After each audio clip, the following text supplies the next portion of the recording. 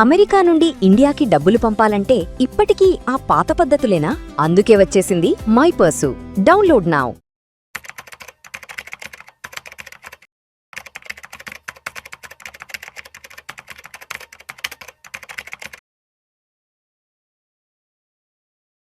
Salmon గారు నమస్తే sir. నమస్తే అండి విష్ణు గారు. Welcome to Vishnu talks and welcome to Suman TV. Thank you అండి. సో సాల్మన్ గారు, మీరు ఒక ఫైనాన్షియల్ అడ్వైజర్గా ఉన్నారు, ఒక వెల్త్ మేనేజర్గా ఉన్నారు కదా. మీరు చాలా మందిని కలుస్తుంటారు బయటకు వెళ్ళినప్పుడు, అదేవిధంగా చాలామంది మీ ఆఫీస్కి వస్తుంటారు మిమ్మల్ని కలవడానికి, ఫైనాన్షియల్ ఎడ్యుకేషన్ కోసం మిమ్మల్ని అప్రోచ్ అవుతుంటారు కదా. అయితే మిమ్మల్ని అప్రోచ్ వాళ్ళు ఎక్కువగా కూడా యంగ్స్టర్స్ ఎక్కువ ఉంటారని మీరు చాలాసార్లు చెప్పారు. సో యంగ్స్టర్స్ ఎక్కువ ఉంటారు, ఐటీ ఫీల్డ్కి సంబంధించిన వాళ్ళు ఎక్కువ ఉంటారని చెప్తుంటారు కాబట్టి, సో కొంత యంగ్స్టర్స్ విషయానికి వస్తే 30 సంవత్సరాల వయసు వచ్చేటప్పటికే ఫైనాన్షియల్గా ఎక్కువగా ఎటువంటి మిస్టేక్స్ చేసేసి ఉంటుంటారు అసలు ఎక్కువ? చూడండి విష్ణు గారు, ఇప్పుడు అందరూ యంగ్స్టర్స్ మిస్టేక్ చేస్తారని కాదు, కొద్దిమంది తెలుసో తెలియక కొద్దిమంది కొన్ని మిస్టేక్స్ ఏమిటంటే వాళ్ళు చేసినవి ధనవంతుడిగా కనపడాలన్న అనే ఉద్దేశంతో తాహతకు మించి ఖర్చు చేయడం. మంచి పాయింట్ చెప్పారు. ఓపెనింగ్ ఐఫోన్ లేదంటే వాచ్ కావచ్చు, ఐఫోన్ కావచ్చు, డ్రెస్సెస్ కావచ్చు, షూస్ కావచ్చు, అంటే తాహతకు మించిన ఖర్చులు పెట్టడం. అంటే ఇతరులను ఇంప్రెస్ చేయడానికి. అంటే ఇంతకుముందు ఫ్యామిలీ బ్యాక్గ్రౌండ్ ఎలా ఉన్నా, అండ్ ఎస్పెషల్లీ ఫ్యామిలీ బ్యాక్గ్రౌండ్ అంతకు ముందు చదువుకునే టైంలో అంత గొప్పగా లేని వాళ్ళు ఇలాంటి మిస్టేక్స్ చేస్తారు. ఎందుకంటే చిన్నప్పటి నుంచి ఏమిటంటే వాళ్ళు రిచ్గా పెరిగిలేరు కాబట్టి ఒకసారి మనకు డబ్బు వచ్చినప్పుడు గొప్పగా కనపడాలని వాళ్ళ ఉద్దేశం అనమాట. వాళ్ళ మనసుకు అది ఆనందం కాదు, కానీ అదేంటంటే ఆర్థిక పరంగా ఏంటంటే కొంచెం అప్పులోకి వెళ్ళే అవకాశం ఉంటుంది. అవసరమైన వాటికి కాకుండా అనవసరమైన వాటికి ఖర్చులు ఎక్కువ పెడుతూ ఉంటారు. రెండవ మిస్టేక్ ఏంటంటే ఈ క్రమంలో నాట్ సేవింగ్ ఎర్లీ. అంటే ఇప్పుడు ఖర్చులు పెట్టడానికి అలవాటు పడి ఉంటారు కదా, సేవింగ్స్ని ఇగ్నోర్ చేస్తారు. నేను ఇంకొక మాట ఏంటంటే, నేను ప్రత్యేకంగా మొదలుపెట్టిన కాంపెయిన్ ఏంటంటే సేవింగ్స్ వద్దు, ఇన్వెస్ట్మెంట్ చేయండి అని. అంటే సేవింగ్స్ అంటే కేవలం మీకు బ్యాంకులో ఉంచుకునేది ఎఫ్డీలు, ఆర్డీలు, ఇవి సేవింగ్స్. మీకు ఇన్ఫ్లేషన్ కూడా రాదు. ప్రజలు ఇప్పుడు అర్థం చేసుకుంటున్నారు. సేవింగ్స్ని ఇన్వెస్ట్మెంట్ వైపు మళ్ళించండి అని మనం చెప్తున్నాం. మూడవది ఏమిటి వాళ్ళు చేసే మిస్టేక్ అంటే ఒక సోర్స్ ఆఫ్ ఇన్కమ్ మీద డిపెండ్ అవుతారు. ఒక సోర్స్ ఆఫ్ ఇన్కమ్, ఇది కూడా మంచి పాయింట్. వారెన్ బఫెట్ గారు ఏం చెప్పారంటే never depend on single income. మరి మీరు అడగొచ్చు, 8 గంటలు పని చేసిన తర్వాత మళ్ళీ పని చేయాలి అంటే అందరికి అన్ని అవకాశాలు ఉండవు కదా, మళ్ళీ పని చేయాలా అంటే ఇక్కడ పని చేసే అవసరం లేదు. మీ చేతికి వచ్చిన డబ్బులోంచి ఒక 20%, ఎస్పెషల్లీ 20%, నేను ఎక్కువ కూడా అంటలేదు, అది 30,000 కావచ్చు, 50 కావచ్చు, ఒక 20% అమౌంట్ మీ డబ్బుని మళ్ళీ మీ ఎంప్లాయ్ కింద పెట్టండి. మీ డబ్బు మీకోసం పనిచేసేలాగా పెట్టండి. అంటే మీ డబ్బుని ఇన్వెస్ట్ చేయండి. అంటే మీరు క్యాపిటల్ మార్కెట్స్లో మీ డబ్బుని ఇన్వెస్ట్ చేస్తే money works for you. Money అనేది మీకు ఎంప్లాయ్ అవుతుంది. మీరు నిద్రపోతూ ఉంటారు కానీ మనీ మీకోసం పనిచేస్తుంది. ఇప్పుడు నేను క్యాపిటల్ మార్కెట్, స్టాక్ మార్కెట్ ఇలాంటి మాటలు చెప్తే కొంతమందికి నచ్చదు, లేమ్యాన్కి అర్థం అవడానికి చెప్తున్నానండి. మీ డబ్బుని బ్యాంక్లోనే మీరు పెట్టారు, 7% అయితే ఫిక్స్డ్ గ్యారంటీడ్ రిటర్న్ జనరేట్ చేసి పెడుతుంది కదా ఇంట్రెస్ట్. ₹1,00,000 మీరు ఎఫ్డీ చేశారనుకోండి, మీరు ఏం చేయకపోయినా పడుకున్నా కానీ సంవత్సరం తర్వాత 7,000 అంటే డబ్బుని సమకూర్చి పెడుతుంది. నిద్రపోతున్నా సరే డబ్బే. అయితే క్యాపిటల్ మార్కెట్స్లో ఏమిటంటే మీరు కొన్ని కంపెనీస్లో ఓనర్స్ అవుతారు కాబట్టి ఇంకా ఎక్కువ రిటర్న్ వచ్చే అవకాశం ఉంది.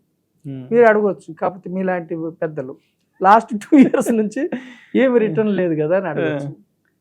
క్యాపిటల్ మార్కెట్స్ ఎప్పుడు కూడా అన్సర్టనిటీ. అంటే ఈక్విటీ అంటే రిస్కీ ప్రోడక్ట్, ఈక్విటీ అంటే ఓనర్షిప్ అంటే రిస్కీ ప్రోడక్ట్. అంటే డబ్బు మల్టిప్లై కావచ్చు, డబ్బు జీరో కావచ్చు. అందుకే నేను ఏం చెప్తున్నానంటే ఎస్పెషల్లీ జెడ్ యూత్, మధ్యతరగతి వారి కోసం సింగిల్ కంపెనీ తీసుకుంటే అయితే మల్టిప్లై కావచ్చు లేదా జీరో కావచ్చు. ఈ 2 కాకుండా అక్కడక్కడే ఉండొచ్చు, 2 ఏళ్ల నుంచి అక్కడక్కడే ఉంటుంది. సో మనం ఏమంటున్నామంటే సెకండ్ ఇన్కమ్ జనరేట్ చేయాలంటే keep money work for you. డబ్బు సృష్టించేలాగా మీరు చేయండి. తర్వాత ఇంకేమిటి మనం చెప్పింది ఏంటంటే ఫైనాన్షియల్ ఎడ్యుకేషన్. ఇట్లాంటి మనం వాళ్ళు కావచ్చు ఫైనాన్షియల్ బుక్స్ ఉంటాయి. ఎస్పెషల్లీ ఫినాన్షియల్ ఇప్పుడు మనకి స్కూల్స్లో ఏం నేర్పుతారంటే మ్యాథ్స్, సైన్స్ చెప్తారు, మంచి జాబ్ తెచ్చుకుంటారు, అంతే, ర్యాంకుల కోసం చదవాలి అంతే. అయితే జీవితానికి ఉపయోగపడే ఫినాన్స్ ఎలా మెయింటైన్ చేయాలి ఎలా అంటే maintain ఎస్పెషల్లీ కొద్ది మందికి ఉంటుంది సబ్జెక్ట్. ఎంబీఏ ఫినాన్స్ కావచ్చు, కామర్స్ కావచ్చు, అంటే క్యాపిటల్ మార్కెట్స్ గురించి ఎస్పెషల్లీ మ్యాథ్స్ బ్యాక్గ్రౌండ్ వాళ్ళకి, సైన్స్ బ్యాక్గ్రౌండ్ వాళ్ళకి క్యాపిటల్ మార్కెట్ గురించి జీరో అవగాహన. మనం చేసే పెద్ద మిస్టేక్స్ ఏంటంటే ఎకానమీలో కన్జ్యూమర్స్గా ఉంటాము, అంటే కానీ ఎకానమీలో ఓనర్షిప్ తీసుకోం. బాబా భలే మంచి మాట చెప్పారు. ఏమంటారు, బ్యాంక్స్లో కన్జ్యూమర్స్గా ఉంటాం. 2 కోట్లు ఇల్లు కొంటారు, 2 కోట్లు లోన్ తీసుకుంటారు, 4 కోట్లు కడతారు. ఆ ప్రాఫిట్ని మళ్ళీ మీరు తీసుకోవాలంటే ఓనర్షిప్ తీసుకోవాలి. అంటే ఫినాన్షియల్ ఎడ్యుకేషన్ని మన యూత్ కొంతమంది, అందరు కాదు, కొంతమంది ఫినాన్షియల్ ఎడ్యుకేషన్ మీద పెద్ద ఇంట్రెస్ట్ చూపించరు. ఫినాన్షియల్ ఎడ్యుకేషన్ కంటే వేరే వాటి మీద ఇంట్రెస్ట్ చూస్తారు. తర్వాత వాళ్ళ స్కిల్స్ అప్గ్రేడ్ చేసుకోవాలి. అంటే వాళ్ళ టైము, వాళ్ళ యొక్క కెరీర్ మీద అప్గ్రేడ్ చేసుకోవాలి.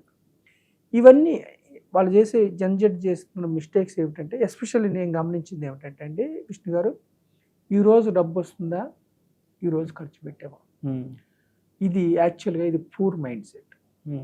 ఈరోజు వచ్చిందా, ఈరోజు ఖర్చు పెట్టామా, రేపటికి మళ్ళీ లే ఆఫ్ అయినప్పుడు ఇబ్బంది అవుతుంది. ఇప్పుడున్న సాంకేతిక యుగంలో ఏఐల వల్ల సాఫ్ట్వేర్ జాబ్స్ ఎస్పెషల్లీ గత 6 నెలలు 1 ఇయర్లో చాలామంది ఉద్యోగం పోగొట్టుకున్నారు. మీరు రేపటికి దాచుకోకపోతే ఇబ్బంది పడతారు. మిడిల్ క్లాస్ మైండ్ సెట్ ఏంటంటే ఆస్తులు సమకూర్చుకుంటున్నాం అనుకొని అన్ని ఈఎంఐలు పెట్టుకుంటాం.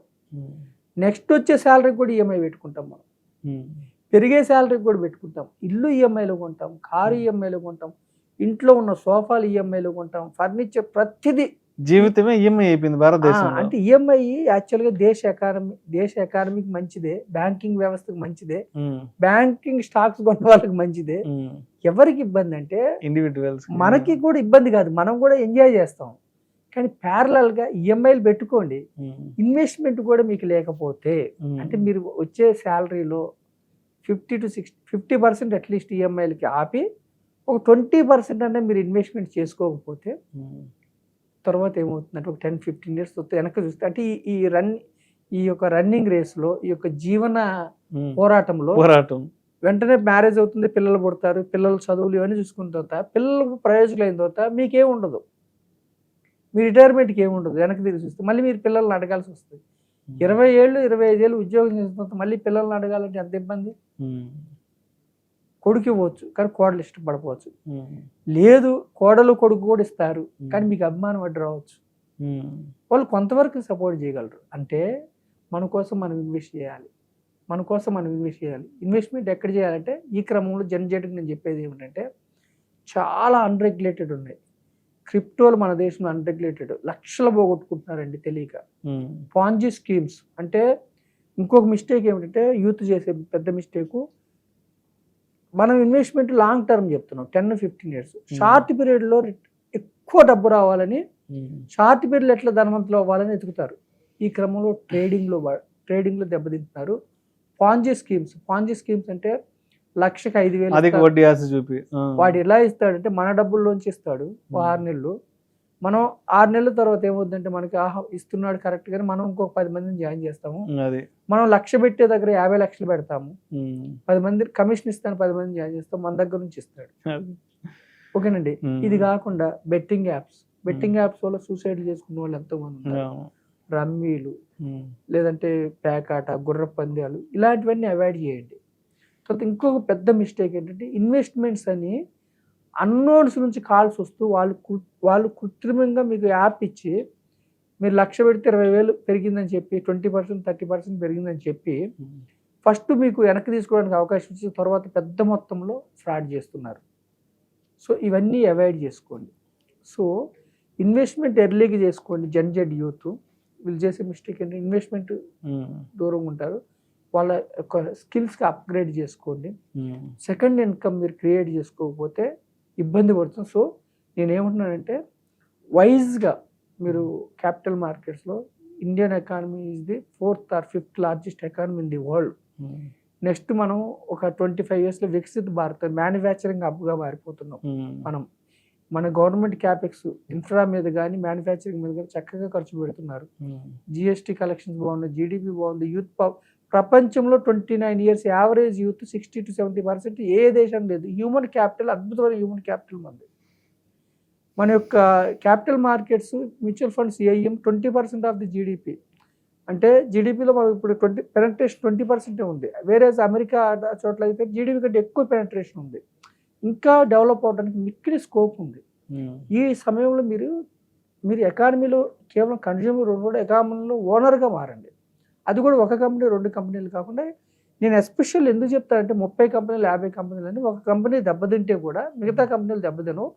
లాంగ్ రన్లో మీకు సెన్సెక్స్లో అండి 10 years రోలింగ్ రిటర్న్స్ చూసుకుంటే నెగిటివ్ రిటర్న్స్ ఉండవు. 10 years ఉంటే ఏ సంవత్సరంలో మీరు స్టార్ట్ చేసినా సెన్సెక్స్ కానీ నిఫ్టీలో కానీ 10 years మీరు వెయిట్ చేయగలిగే సామర్థ్యం ఉంటే నెగిటివ్ రిటర్న్స్ ఉండవు. అందుకని జనరేట్ ఇవన్నీ మిస్టేక్స్ని అవాయిడ్ చేసి మీకు వచ్చిన ఇన్కమ్ని సెకండ్ ఇన్కమ్ కింద మార్చుకొని లైఫ్ మొత్తం స్మూత్గా ముందుకెళ్ళమని నేను మీ ద్వారా తెలియజేస్తున్నాను. Right sir. Thank you sir. Thank you so much Salman గారు. Thank you. సో 30 ఏళ్ళ వయసు వచ్చేటప్పటికే ఎస్పెషల్లీ జంజీ కిడ్స్ వీళ్ళందరూ కూడా ఎటువంటి ఫైనాన్షియల్ మిస్టేక్స్ చేయడం వల్ల వాళ్ళు ఆర్థిక అభివృద్ధిని సాధించలేకపోతున్నారు అన్న దాని గురించి చక్కగా తెలియజేస్తారు. థ్యాంక్ యూ సో మచ్ అండి. థ్యాంక్ యూ అండి.